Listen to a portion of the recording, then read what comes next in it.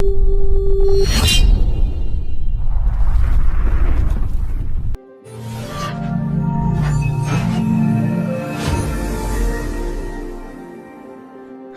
அன்பில் பிரியமான சகோதர சகோதரிகளே, அன்னை மரியாளின் அன்பு பக்தர்களே, அன்பான இதயம் கொண்ட அன்னை மரியாள், கிறிஸ்துவை அறிய வேண்டுமா? அப்படியானால் அன்னை மரியாளிடம் செல்லுங்கள் என்று 6ஆம் பவுல் சொல்கிறார்.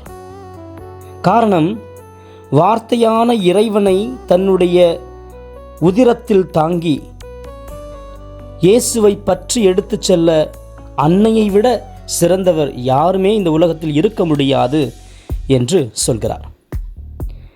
அன்பானவர்களே, மரியா என்னும் இந்த உயிருள்ள நற்கருணை பேழையில்தான் கடவுள் தன் மகனை முழுவதுமாக உள்ளடக்கினார். ஆக அந்த அன்னையினுடைய இதயம் எவ்வளவு அன்பு கொண்ட இதயமாக இருக்கும், எவ்வளவு மாசற்ற இதயமாக இருக்கும், எவ்வளவு கருணை உள்ள இதயமாக இருக்கும் என்பதை நாம் சிந்தித்து பார்க்க முடியும். 2 விஷயங்களை நான் கூற கடமை பெற்றிருக்கிறேன். அன்புக்குரிய சகோதர சகோதரிகளே, அன்னை மரியாளின் இதயம் மிக மிக தூயது, மாசு மறுவற்றது, பாவக்கரை படியாதது.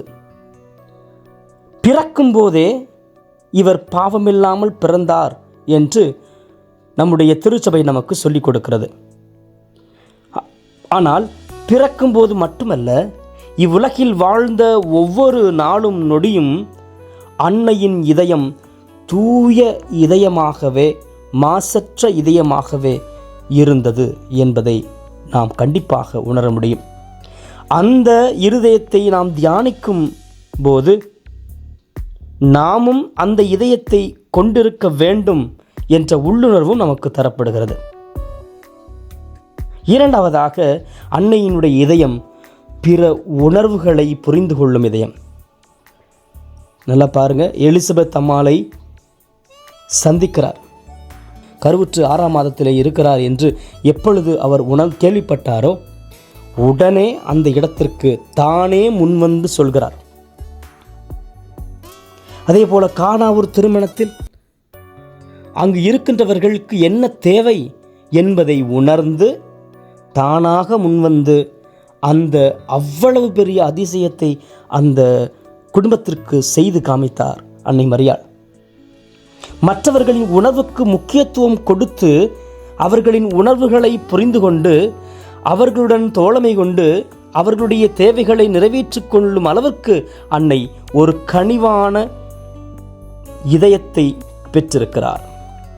அன்பானவர்களே, நாமும் பிறரின் சுக துக்க உணர்வுகளை உணர்ந்து கொண்டு வாழ அன்னையின் இதயத்தை போல நாமும் இருக்க வேண்டும், நம் இதயமும் இருக்க வேண்டும் என்று அன்னை மரியாளிடமிருந்து நாம் கற்றுக்கொள்ள வேண்டும். அன்புக்குரியவர்களே, சற்று சிந்திப்போம். நம்முடைய வாழ்வில் இந்த அன்னை மரியாளை தாயாக ஏற்றுக்கொண்டு வாழ்கின்ற நம்முடைய வாழ்வில் எந்த அளவுக்கு இந்த தூய இதயத்தினுடைய பிரதிபலிப்பு இருக்கிறது, இந்த பிறரின் உணர்வுகளை புரிந்து கொள்ளும் இந்த இதயத்தினுடைய பிரதிபலிப்பு நம்மிடம் இருக்கிறது என்பதை நாம் சிந்தித்து பார்க்க வேண்டும். அன்னை மரியாள் எந்நாளும் நம்மோடு பயணிக்க தயாராக இருக்கின்றார். நாம் அன்னை மரியாளினுடைய இதயத்தை சுவைத்து பார்த்து அவர் செய்கின்ற சகல நன்மைகளை நம்முடைய வாழ்வில் ஏற்றுக்கொண்டு அவர் இதயத்தைப் போல வாழ தேவையான வரம் வேண்டி ஜெபிப்போம். இறையாசிர் உங்களோடு. மரியே வாழ்க.